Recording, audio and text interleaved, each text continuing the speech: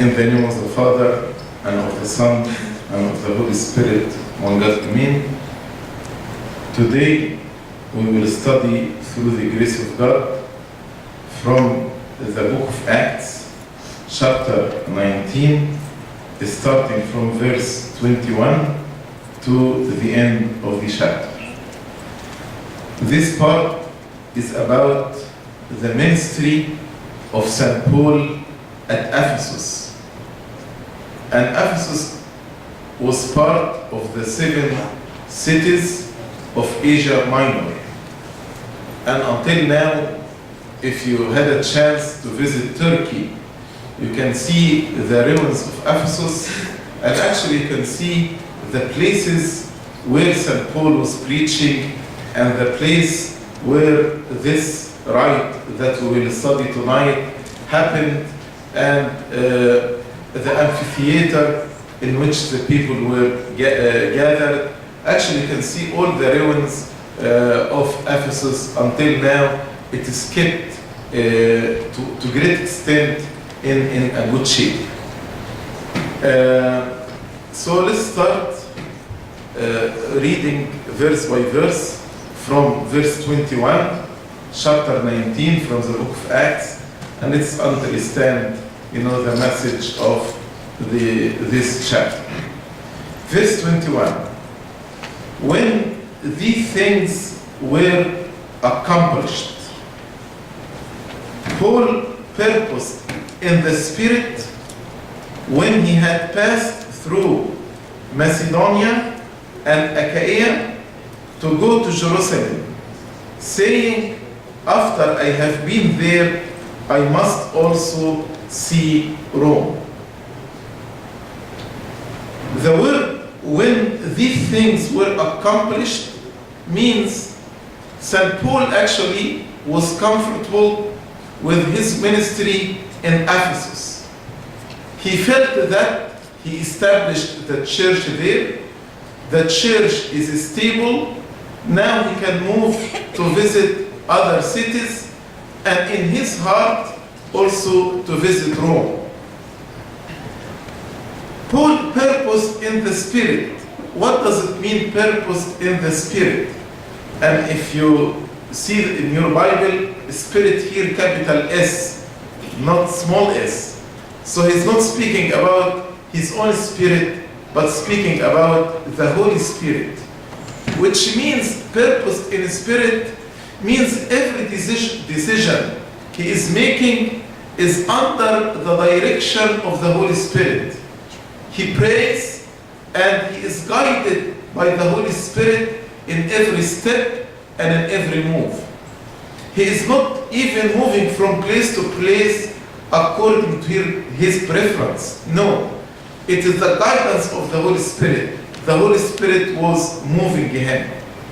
So he purposed according to the will and the guidance of the Holy Spirit, that when he has passed through Macedonia and Achaia, to go to Jerusalem. So he wanted to, after going to Macedonia and Achaia, to go to Jerusalem, saying, after I have been there in Jerusalem, I must also see Rome. Actually, St. Paul is never weary. He traveled from city to city to city. He never get rest. Maybe this reminded us with his words in Romans chapter 1, when he said, I am under obligation to preach the gospel to you. He felt that it is an obligation by the Holy Spirit. He is eager to preach the word of the gospel to everybody. That's why he is traveling from city to city. And after the work of the Lord had been accomplished in Ephesus, the gospel was firmly established in Ephesus. Now his object is to go to Jerusalem, after this to Rome. Maybe why he's going to Jerusalem? Maybe to take some money to the poor in Jerusalem. Jerusalem at that time was considered the mother church. Because Christianity started in Jerusalem. And from Jerusalem, all the apostles spread to the whole world. So the mother church was Jerusalem.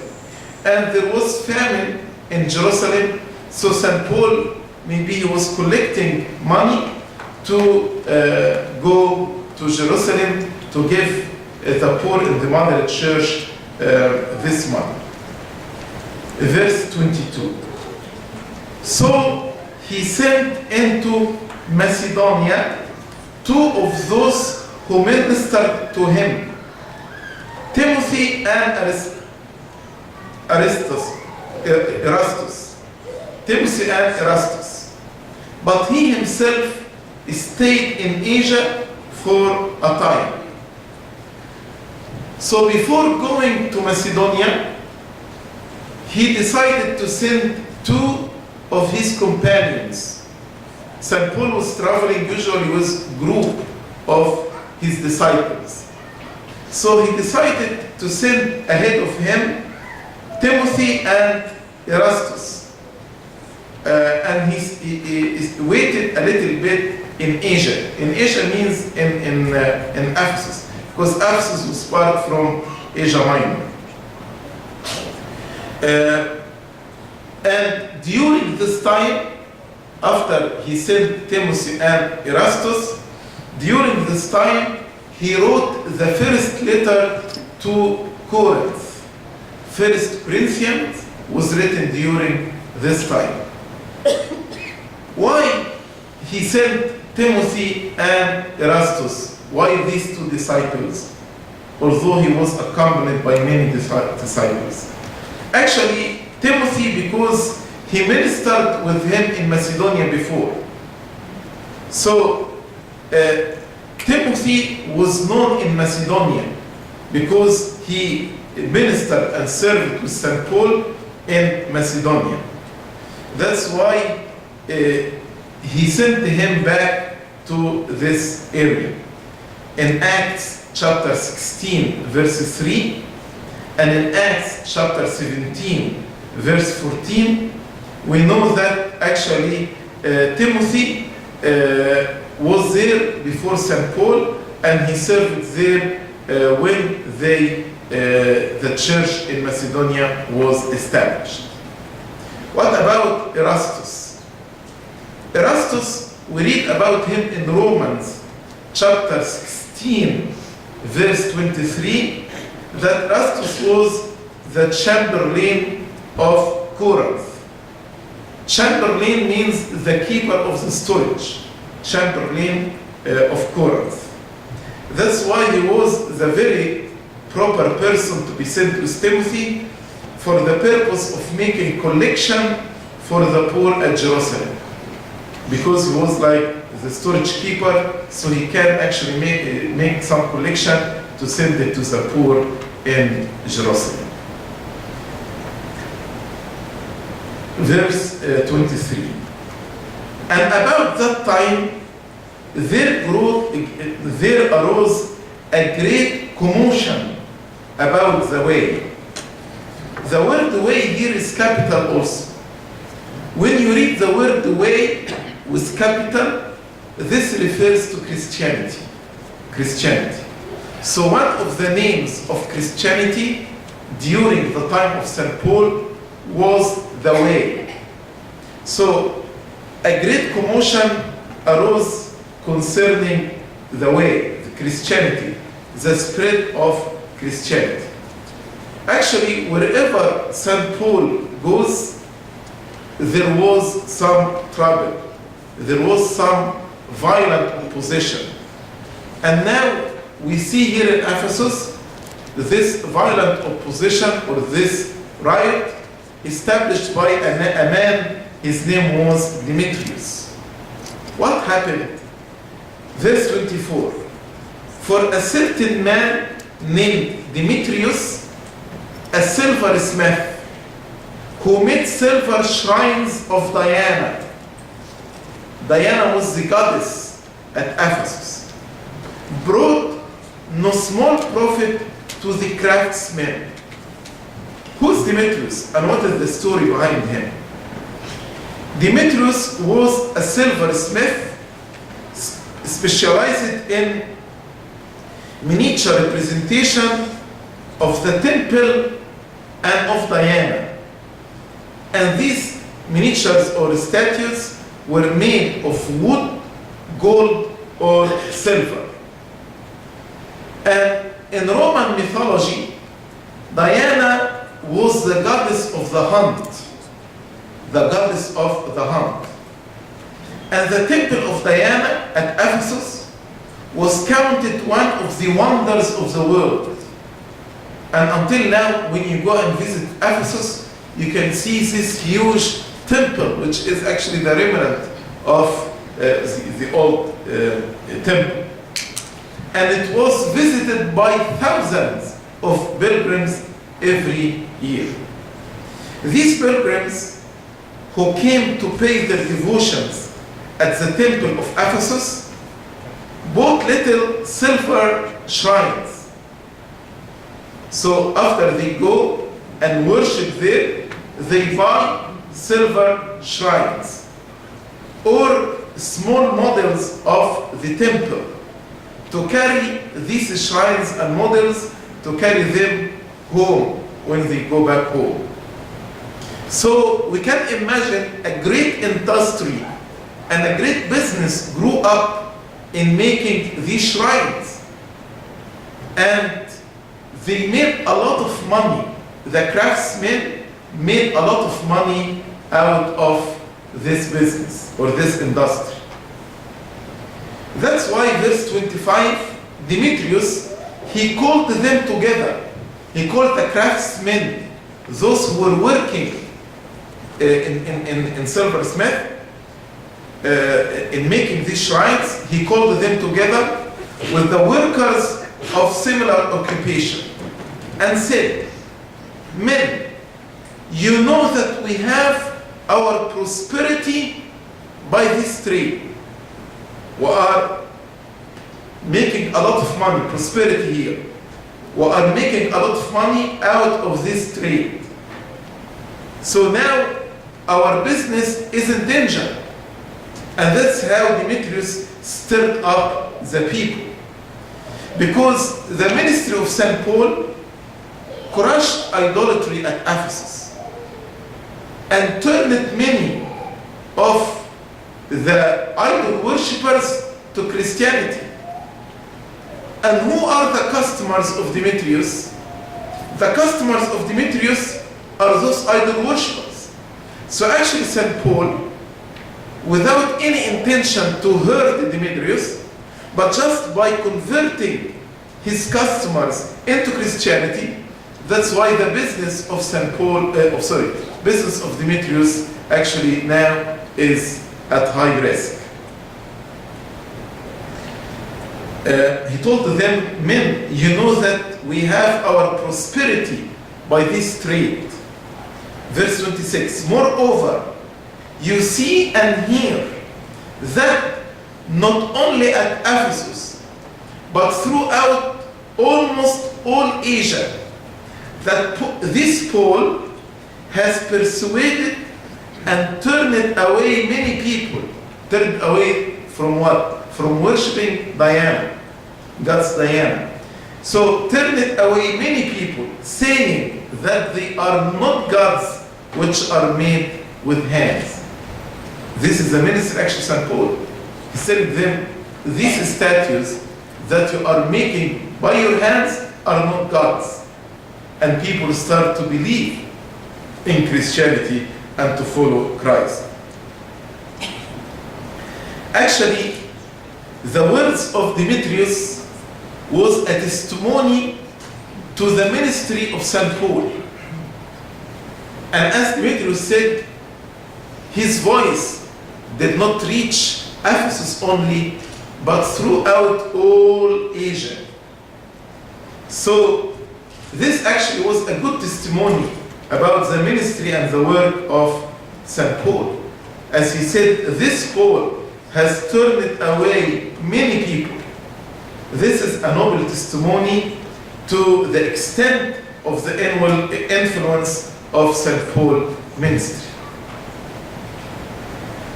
Verse 27. So not only is this trade of ours in danger of falling into disrepute, but also the temple of the great goddess Diana may be despised and her magnificence destroyed, whom all Asia and the world worship. So actually, the charge of Demetrius was composed of two items. The charge of Demetrius against St. Paul was composed of two items. Number one, the business of the craftsmen would be destroyed. And number two, the worship of Diana would cease. So the people will not worship Diana anymore, and as a result of this, their business, their trade, this industry actually would be destroyed. Of course, can you imagine the people, the craftsmen, how they would react to this if they go out of business? Verse 28. Now when they heard this, they were full of wrath and cried out, saying, Great is Diana of the Ephesians. Why actually they were crying about and witnessing for Diana? It's not out of conviction. It's not because they believe this statue of this goddess is a true god, but it's out of what? Love of money. They actually were concerned about losing their business, losing their prosperity. That's why they start to say, Great is Diana of the Ephesians. And they rushed into the theater while they are crying, Great is Diana of Ephesians.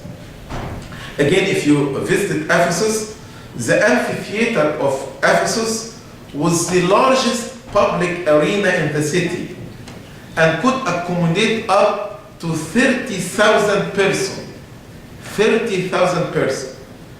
It is where the public plays were acted in honor of goddess Diana in the amphitheater, and where men were said to fight with wild beasts. This was one of the common sports, to fight with wild beasts. This was done also in the amphitheater. Verse 29, so the whole city was filled with confusion and rushed into the theater with one accord, having seized Gaius and Aristarchus, Macedonians, Paul's travel companions.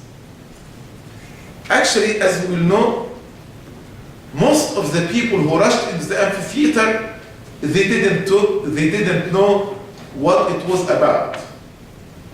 But just they saw people crying, Great is Diana of the Ephesians. So they rushed with them, and that's why it is mentioned here there was confusion. People just rushed into the amphitheater and they didn't understand what was about. It is something about St. Paul, something about his ministry. That's why they arrested two of his companions. As I told you, usually St. Paul was traveling with companions. And the two companions that they arrested, Gaius and Aristarchus. Gaius and Aristarchus. And these two companions were from Macedonia. That's why they seized Gaius and Aristarchus, Macedonians, Paul's travel companion. Why they rushed them into the amphitheater? Maybe their intention was to throw them to the wild beasts. And thus, if they get rid of them, maybe they will get rid also of St. Paul and of all this new religion that's growing in this city. So actually the question here, were the people truly mad at St. Paul?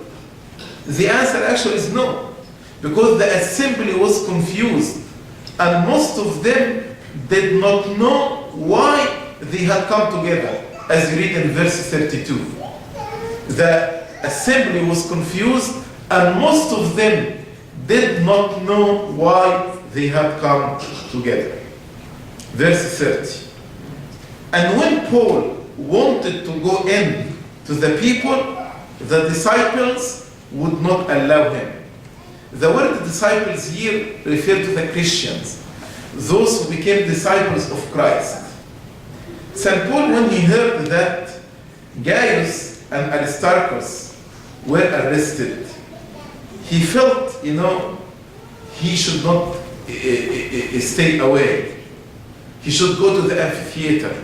He should go to answer for himself, to ask them to release Gaius and Aristarchus and go by himself, because St. Paul was the target of their anger, not Gaius and Aristarchus. And here we can see how Satan is fighting the ministry of St. Paul. Satan saw that Christianity spread not only in Ephesus, but in all Asia. And St. Paul was planning to go to Rome. That's why Satan wanted actually to hinder St. Paul, to stop him from his ministry and his service. But as I told you, the zeal of St. Paul have led him to appear in person to reply to the charges that Demetrius actually made against him. But the Christian at Ephesus loved St. Paul, and they knew if St. Paul went to the theater, he would be killed. So they prevented him from sacrificing himself and from going to the amphitheater. This shows us how St. Paul was very, very zealous. This shows to us the greatness of his soul, his firmness, his constancy, his zeal, and his great concern and affection for his companions. He wouldn't compromise Gaius and Aristarchus. He wanted to risk his life instead of his companions. But the disciples, the Christians, used all their effort to restrain St. Paul from going to the commotion. Verse 31. Then some of the officials of Asia, who were his friends, sent to him, pleading that he would not venture into the theater. So not only the Christians asked St. Paul not to go, but even some chief officials of the province, actually, they asked St. Paul not to go. And as chapter 19 tells us, these chief officials were the friends of St. Paul. They pleaded with him not to go. At that time, these officials were 10 in number. And they were chosen annually from the chief towns of the province. And the president of these officials used to live in Ephesus. And their mission or their function is to preside over the key games and festivals that were done in the city. So these officials pleaded also with St. Paul not to go to the assembly because it would be very, very high risk for the life of St. Paul. Verse 32. Some therefore cried one thing, and some another, for the assembly was confused, and most of them did not know why they had come together. Here is the scene. People actually, they assembled together, but they don't know why they were there. That's why one group cried one thing, the other group cried another thing. And the greater part, or the greatest part of the assembly did not know why they are gathering. There was so much confusion there. Verse 33. And they drew Alexander out of the multitude, the Jews putting him forward. Why the Jews drew Alexander and put him forward? And Alexander motioned with his hand and wanted to make his defense to the people. You need to know that in Ephesus there were Jewish people, there were Christian and idol worshippers. Now the Jews actually, they want to clear themselves from the responsibility of the right. That's why they put Alexander forward, that he might speak, he might clear the Jews from this responsibility. They wanted to shift all the blame to the Christians. The Jews wanted to shift all the blame on Christians. So Alexander actually motioned with his hand, wanted to make his defense to the people, verse 34.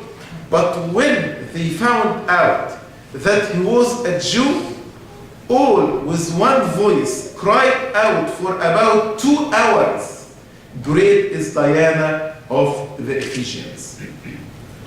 So when the multitude discovered that Alexander was a Jewish, they cried for 2 hours, "Great is Diana of the Ephesians." Why? Because the Jews were also enemy to their idolatry. So not only the Christians were against idolatry, but the Jews also were against idolatry. And that's why, to prevent him from speaking, actually they drowned his voice by shouting in honor of the goddess Diana for 2 hours. 2 hours. Maybe just for Alexander to give up and not to speak. But what happened after this? In verse 35, when the city clerk had quieted the crowd, he said, here the city clerk actually had to intervene to stop this. They were crying for 2 hours. So he told them, "Men of Ephesus, what man is there who does not know that the city of the Ephesians is temple guardian of the great goddess Diana?" What you are shouting, what you are saying? You are saying great is Diana of the Ephesians? Everybody knows that actually Ephesus is the temple guardian of the great goddess Diana and of the image which fell down from Zeus. And of the image which fell down from Zeus. So here the city clerk calmed the crowd and stopped their foolish outcry, their foolish shouting. He was not a Roman and didn't have a military power, but the city clerk was like the city chief administrators. That's why they heard him. He was an officer with great influence in the city of Ephesus. That's why he was able to calm down the people. What about this image fell down from heaven? Actually, it was a common superstition that some image worshipped in a heathen temple had fallen from heaven. That's what they believed. So they believed that the image of Diana inside the temple had been actually descended from heaven. So Diana with other pagan gods, they believed that all of these gods have fallen from heaven. That's why he told them, everybody knows that Ephesus is the temple guardian of the great goddess Diana, and of the image which fell down from Zeus. Therefore, since these things cannot be denied, nobody can argue, according to their belief system, that this image descended from heaven and everybody in Ephesus worshipping Diana. Therefore, since these things cannot be denied, you ought to be quiet and do nothing rash. He told them, now you need to be quiet, because what you are saying, everybody knowing it. Nobody can deny this. There was no need of a public declaration that the Ephesians were worshippers of Diana. There is no need for this. This every person knew. Nobody attempted to contest it. Even St. Paul did not argue this. St. Paul and his companion did not argue that the Ephesians were worshippers of Diana. That's why he urged them to be quiet and to calm down. Verse 37, for you have brought these men. Which men? Gaius and Aristarchus. You brought these men here who are neither robbers of temples nor blasphemers of your gods. They did not rob the temple. They are not thieves. They are not robbers. Also, they did not blaspheme against Diana. They preached Christ, but they did not blaspheme against Diana. That's why he told them, you need to let these two persons go out, to release them. He told them, these men have not spoiled their temples, nor is there any evidence that they have even blasphemed their gods. Actually, what he said is a remarkable testimony, showing that in the preaching of St. Paul, instead of attacking the idols, he was actually preaching Christ. Some people, in order to preach their faith, they attack others. But St. Paul didn't use the same strategy. That's why he said there is no evidence that these people blasphemed against God's Diana. So this is a great testimony that they did not attack Diana or this God's Diana, but rather they preached the name of Christ.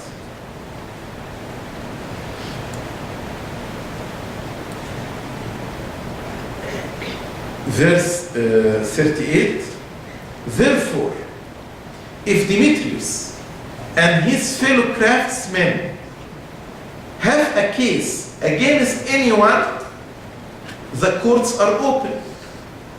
And there are proconsuls. That's the right way to do it, not by making a riot. Let them bring charges against one another. So if you have a case, go to the court. Don't make this a riot.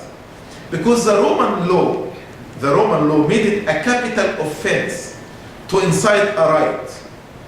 Nor did the Roman officials wink at any disturbance in the province. Ephesus was called a free city. And free city in the Roman Empire means it governed itself in local matters. Any local matter should be resolved within the city.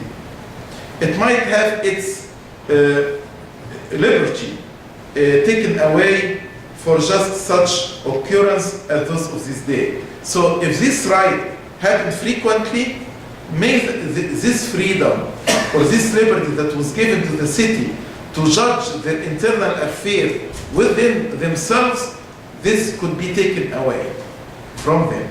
So actually, the city clerk was warning them, as he told them in verse 39, but if you have any other inquiry to make, it shall be determined in the lawful assembly. So if you have any other inquiry, actually this should be decided in the lawful assembly, for we are in danger of being called in question for today's uproar, there being no reason which we give to account for this disorderly gathering. So he told them, instead of bringing these people to judgment, actually we will be actually in danger of being judged or condemned because of this uproar, and because there is no reason to explain why you are there, why we did all this disorderly gathering. Actually, this clerk was very wise in his approach, how actually he calmed down the people. So basically he said to Demetrius and to the others to take their cases to open courts. And if they wish to inquire further into the spread of St. Paul's ministry, the best way of dealing with this question actually is in the assembly of the law. Go to the court or in a lawful assembly. Make a lawful gathering, not a disorderly gathering. Make a lawful assembly. Because such uproar continued for so long a time. They cried only for 2 hours. So can you imagine the whole commotion take more than this? Would be likely to attract the attention of magistrates and expose them to their displeasure. And by saying this, he was able actually to dismiss the assembly. Verse 41, and when he had said these things, he dismissed the assembly. Everybody went back to his home. This is actually the conclusion of the chapter. And we see here how Satan actually is fighting against the spread of Christianity. We see how many people follow the crowd without understanding what's going on. As we read here in verse 32, many people who were gathered at the assembly were confused. Most of them did not know why they had come together. And we see here how the voice of wisdom can actually calm the people down, as this clerk did with the Ephesians. Glory be to God forever and ever. Amen.